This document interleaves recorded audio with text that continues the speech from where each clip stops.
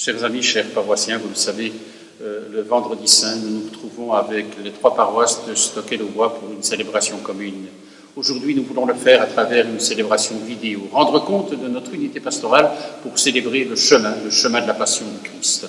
Alors j'ai demandé à l'abbé Édouard Marot de nous introduire, il le fera dans quelques instants, et au Père Dame de conclure la célébration.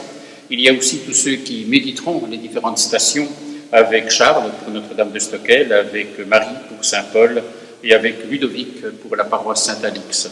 Vous verrez aussi que les stations du chemin de croix seront illustrées par les chemins de croix de nos églises, du moins celle de Saint-Paul, celle de Saint-Alix, à travers finalement les différentes stations. Et ce sera une façon de rendre compte aussi de ce chemin de croix. Et puis alors, il y a aussi les méditations qui seront lues par les différents intervenants. Vous aurez l'occasion de les retrouver. C'est un chemin de croix que j'avais publié il y a 2 ans. Et sur le blog des Amis de Saint-Alix, vous pourrez retrouver les différentes stations pour poursuivre ainsi la méditation de ce que nous commençons avec ce chemin de croix également. Il y a toute la partie musicale qui sera assurée par Christiane. Et nous aurons aussi des méditations qui permettront ainsi d'entrer dans le grand mystère qui est celui de la passion du Christ. Je voudrais simplement brièvement introduire en vous disant ceci. Je vais un petit peu me rattacher au texte que j'ai préparé parce que vraiment, je voudrais vous confier ceci au début de ce chemin de croix. Je vous invite par la prière et par le cœur à rejoindre ce chemin qui est le chemin de tous les souffrants, de tous les soignants de notre temps. Au cœur de la souffrance, osons frayer des chemins d'espérance. Au cœur du confinement, osons des chemins de dévouement. Au cœur du travail des soignants, osons des chemins bienveillants. Et quand les traitements ne semblent plus permettre la guérison, que brille alors la lumière de la résurrection. Oui, nous le savons, nos défunts sont dans la résurrection et nous y croyons, mais ils ne sont plus dans nos maisons et nous en souffrons. La mort se fait passage, la guérison nous ouvre un nouvel horizon et la vie se fait traverser. Oui, il y a des pleurs, il y a des douleurs, mais il y a aussi la solidarité, il y a aussi l'amitié. Et tous ceux qui sont aujourd'hui regardés comme des héros de notre temps, ne sont-ils pas aussi, au regard du croyant, et tout simplement peut-être des saints, alors que nous puissions entrer avec les soignants et les souffrants dans ce chemin de croix. Et je laisse la parole maintenant à l'abbé Édouard Marot. Chers paroissiens de l'unité pastorale de Stockel-au-Bois, chers paroissiens de Saint-Alix, de Saint-Paul, de Notre-Dame de Stockel, vous savez que nous avons l'habitude tous les ans de faire le chemin de croix dans la rue, et c'est une grande bénédiction de faire ce chemin de croix.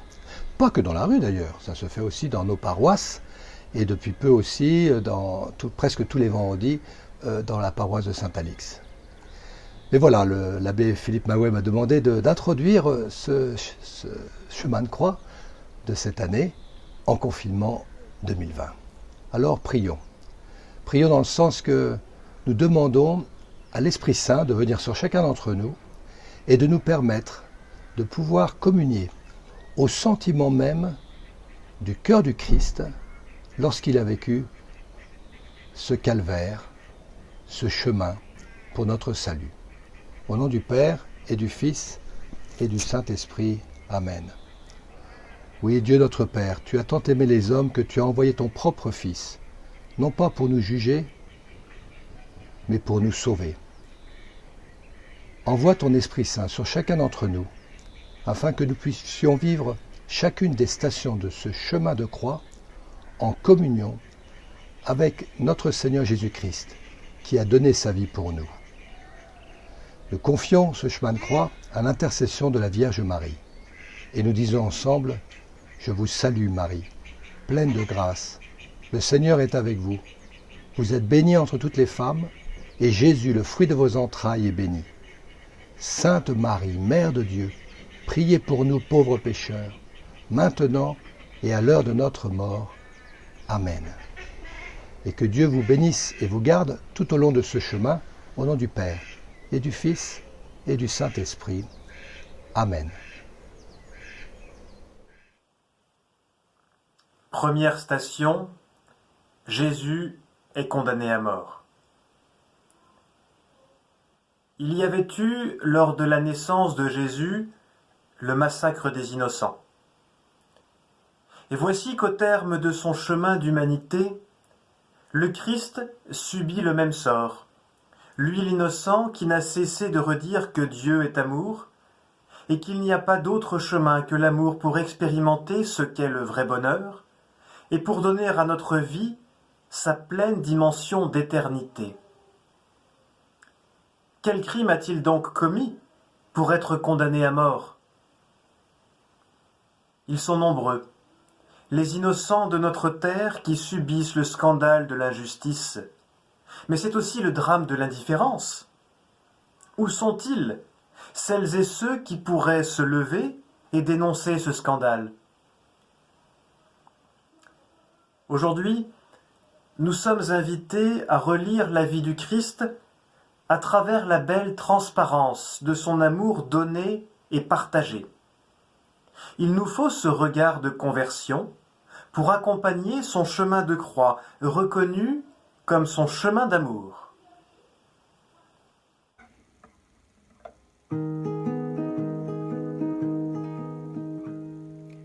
Les soldats ont enchaîné tes mains. Qui de nous ne s'est enfoui? Vers tes juges seul tu as marché. Qui de nous ne s'est enfoui? Ô Seigneur, pardonne à ton peuple. Ô Seigneur, pardonne à ton peuple. Ô Seigneur, pardonne-nous.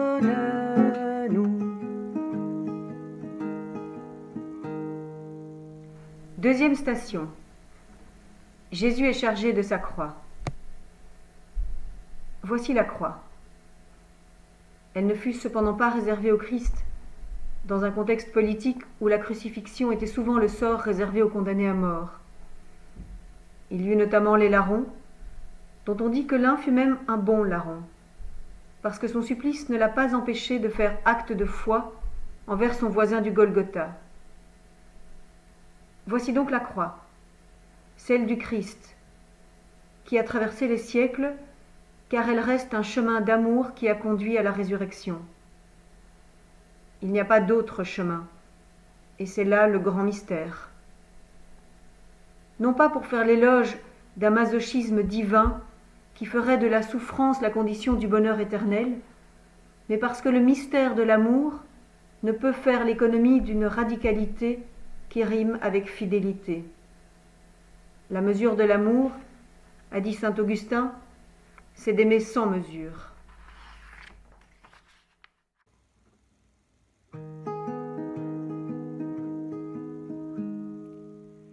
Tout-puissant, humblement tu t'abaisses.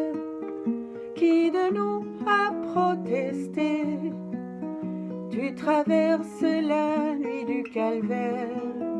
Qui de nous a protesté? Ô Seigneur, pardonne à ton peuple. Ô Seigneur, pardonne à ton peuple. Ô Seigneur, pardonne-nous.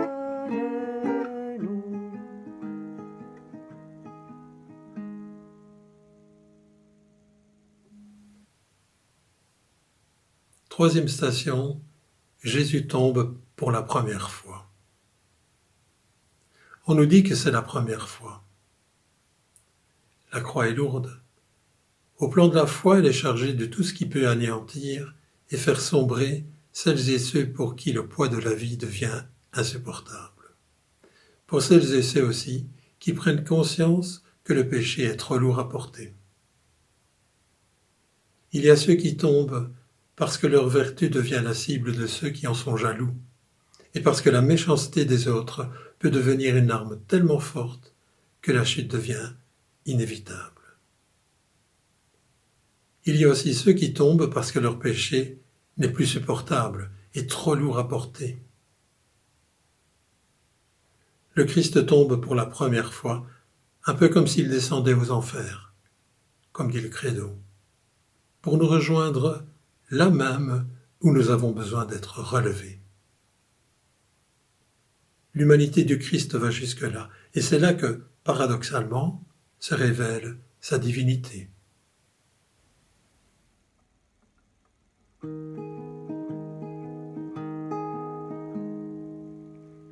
Tu t'écroules sous le poids de ta croix. Qui de nous pour t'assister sur le chemin jusqu'au Golgotha? Qui de nous t'a assisté? Ô Seigneur, pardonne à ton peuple. Ô Seigneur, pardonne à ton peuple. Ô Seigneur, pardonne-nous.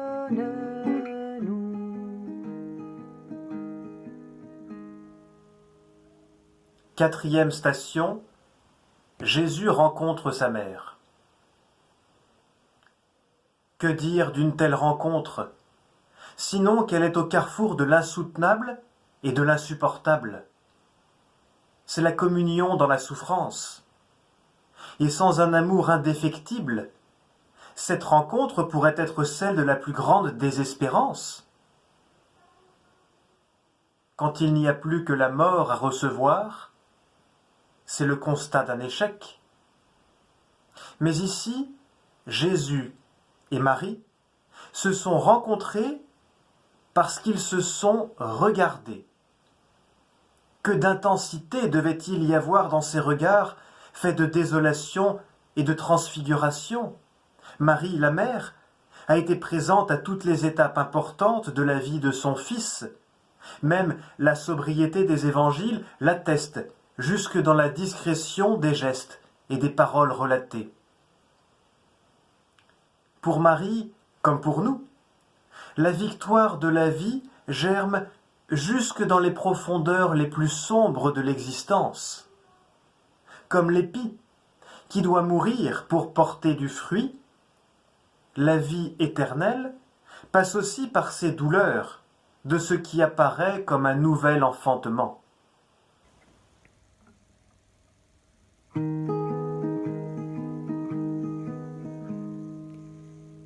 Mère et fils sous un seul regard, qui de nous ose regarder? Marie debout, tu gardes la foi, qui de nous ose regarder? Ô Seigneur, pardonne à ton peuple. Ô Seigneur, pardonne à ton peuple. Ô Seigneur, pardonne-nous.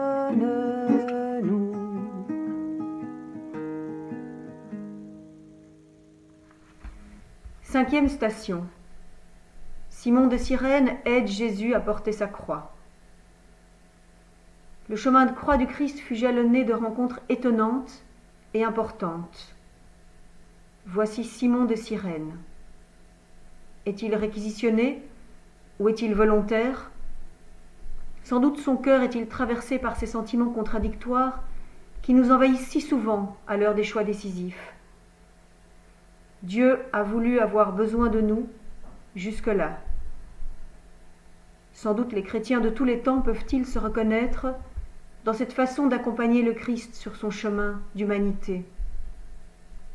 Et c'est aussi ce même Christ qui nous dit « Ce que vous avez fait au plus petit des miens, c'est à moi que vous l'avez fait. » Évangile selon saint Matthieu 25. Désormais, nous pouvons et devons accompagner le Christ à travers notre façon de vivre avec les plus pauvres de notre humanité. La pauvreté n'est évidemment pas le seul lieu où Dieu se donne à rencontrer. Mais on ne triche pas devant la détresse. Elle est souvent un lieu de vérification de notre foi. Sur ces chemins d'humanité, nous sommes tous Simon de Cyrène.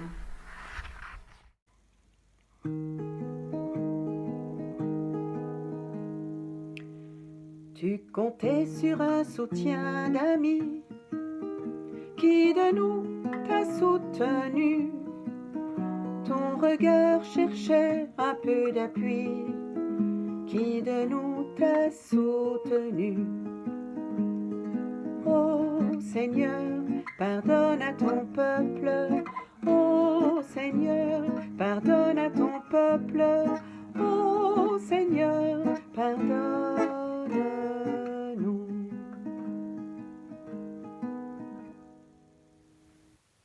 Sixième station, Véronique essuie la face de Jésus. Il y a des visages dont la marque reste gravée à jamais au plus profond de notre cœur. Non seulement ces visages ne nous laissent pas indifférents, mais ils nous rejoignent, à la façon d'un miroir qui peut nous révéler notre vrai visage. Véronique a voulu soulager la douleur et la sueur de ce condamné marchant vers son supplice. Un simple geste qui laissera des traces pour toujours. En elle et en tous ceux que ce geste inspire.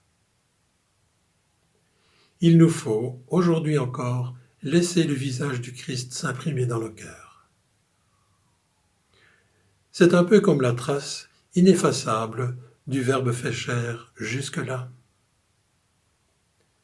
C'est dans de telles circonstances que l'on découvre l'humanité de Jésus et la meilleure expression de sa divinité. Nous sommes au carrefour du ciel et de la terre lorsque la souffrance devient, mystérieusement mais réellement, la signature de l'amour porté à sa perfection. Le geste de Véronique ne cesse de se répéter jusque dans le plus humble des services rendus à tous nos frères et sœurs en humanité.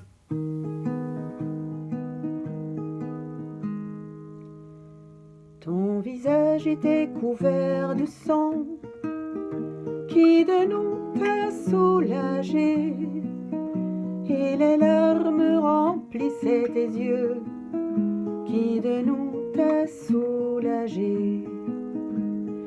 Ô Seigneur, pardonne à ton peuple, ô Seigneur, pardonne à ton peuple, ô Seigneur, pardonne-nous.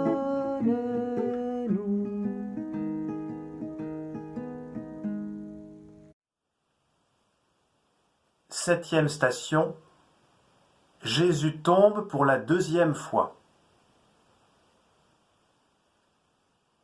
L'humanité de Jésus, le Messie, n'a jamais été de faire semblant. En Jésus-Christ, Dieu a partagé notre humanité sans faire l'économie de ce qu'il y a de plus douloureux dans l'expérience humaine. Quand Jésus tombe, c'est parce que pour lui aussi, la douleur est trop forte. Il rejoint ici tous ceux, toutes celles qui s'écroulent sous le poids de ce qui écrase la dignité humaine. Il rejoint tous ceux, toutes celles que les autres font tomber lorsque la violence et l'arrogance l'emportent sur la solidarité, sur la fraternité. Jésus tombe devant tous ceux qui, sur le chemin, étaient les spectateurs d'un atroce spectacle. Aujourd'hui encore, beaucoup tombent parce que la méchanceté fait son œuvre, parce que l'indifférence reste le grand péché de tous ceux qui détournent le regard pour ne pas avoir, pour ne pas devoir réagir.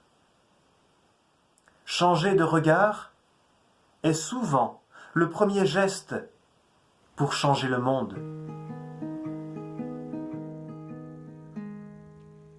Terrassé, tu gis et tu gémis, qui de nous t'a relevé, toi le défenseur de notre vie, qui de nous t'a relevé.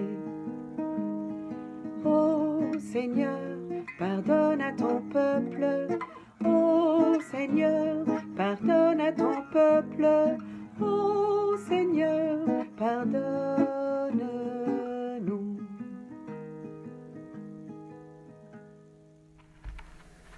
Huitième station. Jésus s'adresse aux femmes de Jérusalem. Voici la rencontre entre Jésus et ces femmes qui, pour certaines d'entre elles, l'ont sans doute accompagné sur les chemins de sa mission. Mais où sont les apôtres? Seraient-ils restés au jardin des Oliviers, terrassés par la peur et la fatigue? Veillez et priez, leur avait dit Jésus au moment de son arrestation. Les seules mentions de leur présence sur ce chemin de croix c'est l'heure du reniement de Pierre, et surtout du pardon reçu à travers des échanges de regards, signe de beaucoup d'amour, et la présence aimante de Jean au pied de la croix avec Marie. Où sont-ils tous les autres sur ce chemin de douleur? Les femmes, quant à elles, sont restées présentes, et c'est encore Jésus qui vient les consoler. C'est le monde à l'envers, parce que c'est le monde de Dieu. Qui dira l'intensité de l'émotion et la force de l'affection au moment de leur rencontre? C'est l'étape du ravitaillement, sur la route justement appelée Via Dolorosa. Il faut recharger les batteries du cœur lorsque la solitude et l'abandon envahissent notre être au point de nous faire vaciller dans le désespoir. Il y a des rencontres qui permettent de vivre même là où la mort semble rôder.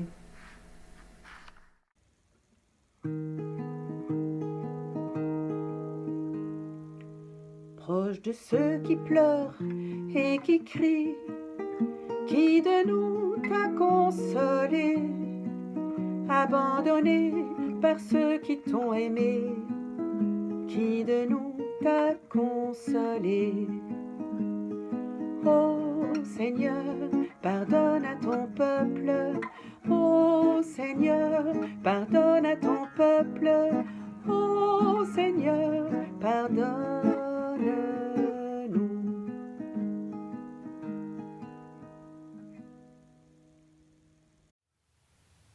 Neuvième station, Jésus tombe pour la 3e fois. Pourquoi ce chemin de croix fait-il mention des 3 chutes de Jésus alors que les évangélistes n'en parlent pas?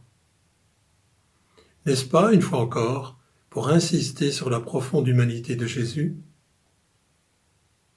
Nous voici donc sur ce chemin de croix qui est d'abord un chemin de foi, les témoins de la fidélité du Christ à la Sainte Mission jusque-là. Même les autorités politiques auraient bien voulu se débarrasser de ce procès, en permettant à Jésus d'échapper à ce supplice. Pilate lui-même a proposé à la foule de choisir entre Jésus et Barabbas, un bandit notable. Mais la foule est versatile. Celle qui acclamait Jésus lors de son entrée triomphale à Jérusalem est sans doute la même qui le condamnait sur le chemin du Golgotha. Que ce chemin de croix renouvelle en nous le choix de faire confiance au Christ. Seule la fidélité permet de faire l'expérience de ce que c'est qu'aimer.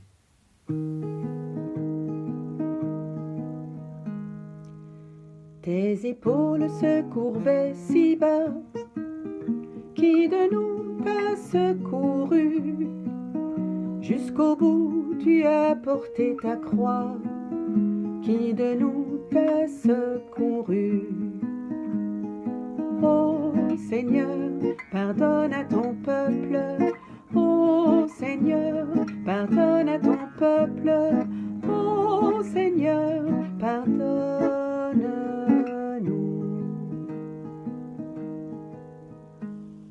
10e station, Jésus est dépouillé de ses vêtements. Y a-t-il plus grande humiliation que d'être dépouillé de ses vêtements et déshabillé en public sans aucun respect de son intimité ni surtout de sa dignité?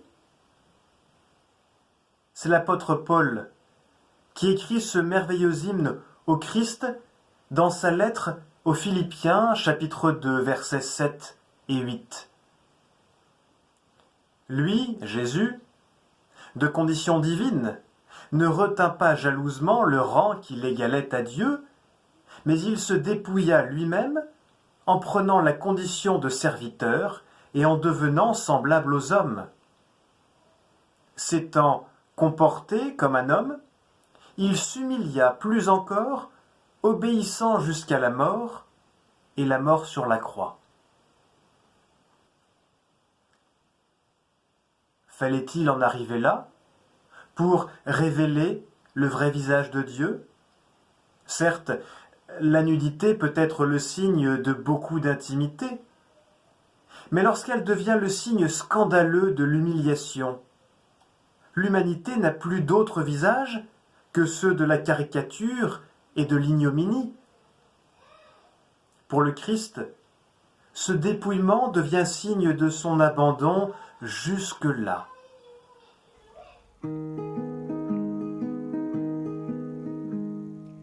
Aujourd'hui le pauvre crie et meurt. Qui de nous te reconnaît? Sur la terre coule encore ton sang. Qui de nous te reconnaît? Ô Seigneur, pardonne à ton peuple. Ô Seigneur, pardonne à ton peuple. Ô Seigneur, pardonne-nous.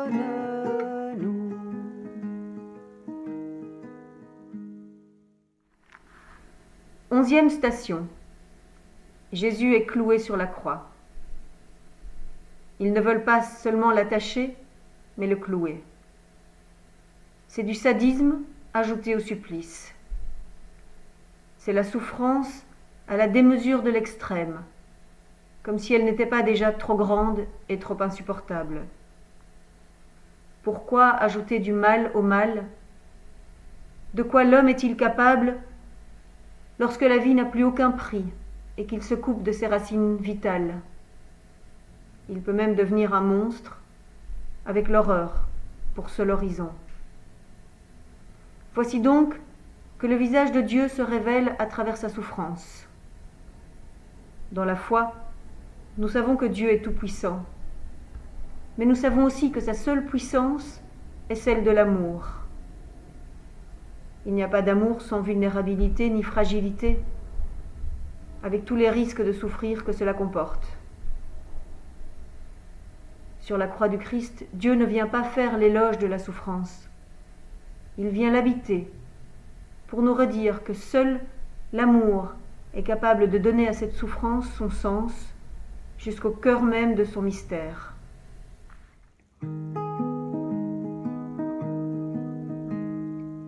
Le soldat a reconnu ta voix. Oui, c'est toi le Fils de Dieu. Le voleur t'a demandé pardon. Oui, c'est toi le Fils de Dieu. Ô Seigneur, pardonne à ton peuple. Ô Seigneur, pardonne à ton peuple. Ô Seigneur, pardonne-nous.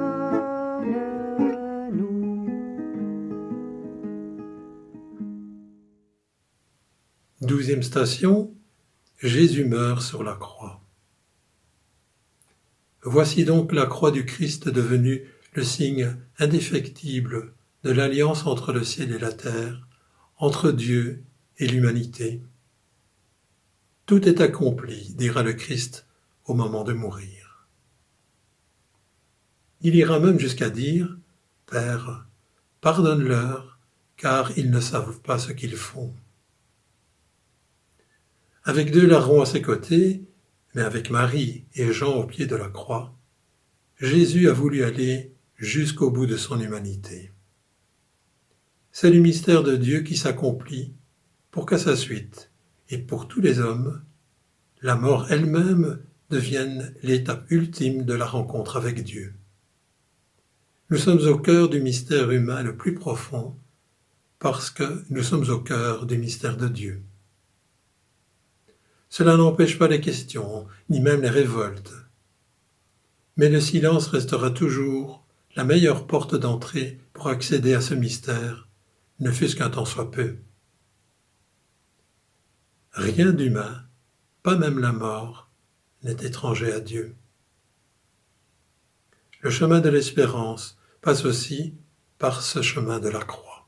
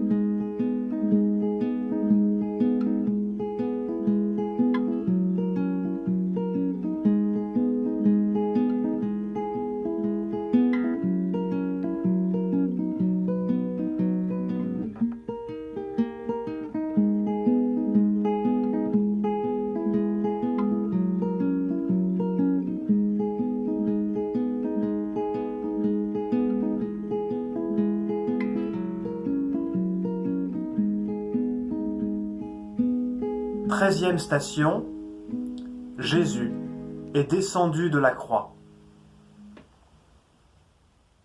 Le Christ est mort sur la croix, sur cette croix dressée, debout, sur le Golgotha. On a voulu l'exposer aux yeux de la foule avide de sensations, et le plus souvent incapable de comprendre ce qui se passait vraiment. Mais maintenant, le spectacle est terminé. Chacun peut retourner à ses occupations dans l'attente d'autres spectacles. Pour le croyant, cependant, la mort du Christ ne signifie pas et ne signe pas la fin d'une aventure devenue un échec, mais elle devient le point focal à partir duquel tout peut prendre son sens et sa densité. Pour ceux qui ont été chargés de descendre Jésus de sa croix, tout semble terminé. Ceux qui avaient mis leur confiance en Jésus se seraient-ils trompés? Les apparences ne sont pas toujours l'exact reflet de la réalité. Il faut cependant se méfier des illusions, car les croyants ne sont pas des crédules. Il faudra désormais faire la traversée de la nuit pour accueillir le lever du soleil. Et cette expérience, bien souvent, est décapante.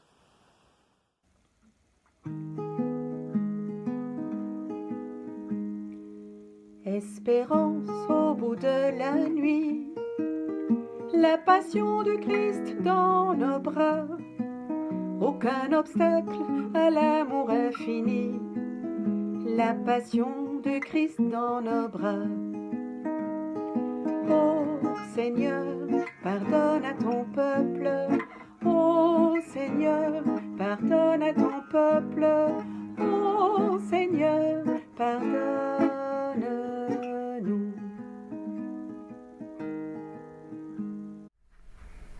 Quatorzième station. Jésus est mis au tombeau. Serait-ce le dernier acte d'une tragédie? Difficile pour les contemporains de l'événement de ne pas sombrer dans la désespérance avec l'amer sentiment de s'être trompé. De quoi demain sera-t-il fait? De souvenirs et de regrets? Les événements de la passion et de la mort du Christ renvoient chacun à son propre chemin de vie. Certes, aujourd'hui, la lumière de la résurrection vient éclairer ce chemin de croix. Il nous faut cependant accompagner Jésus jusque-là. C'est l'expérience du Samedi Saint, où le silence de Dieu renvoie l'homme à sa solitude, car il ne peut y échapper. Il y a bien sûr le jour de Pâques, mais nous ne pouvons pas échapper à ce mystère incontournable de la souffrance et de la mort du Christ. Pourquoi le jour de Pâques ne peut-il faire l'économie du Vendredi Saint? Cela reste et restera toujours un mystère. Si le grain de blé ne meurt, dit Jésus, il reste seul. Mais s'il meurt, il donne beaucoup de fruits.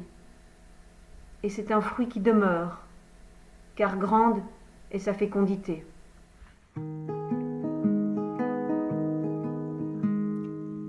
Par ta mort tu as vaincu la mort, par tes plaies tu nous guéris, et ton sang nous a rendu la vie, par tes plaies tu nous guéris.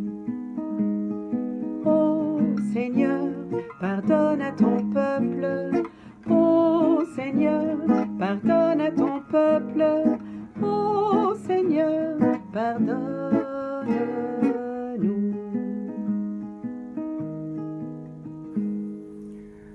Seigneur Jésus, ce jour, nous commémorons le moment ultime de ta vie sur terre, de ton engagement, de ta mission auprès de l'humanité.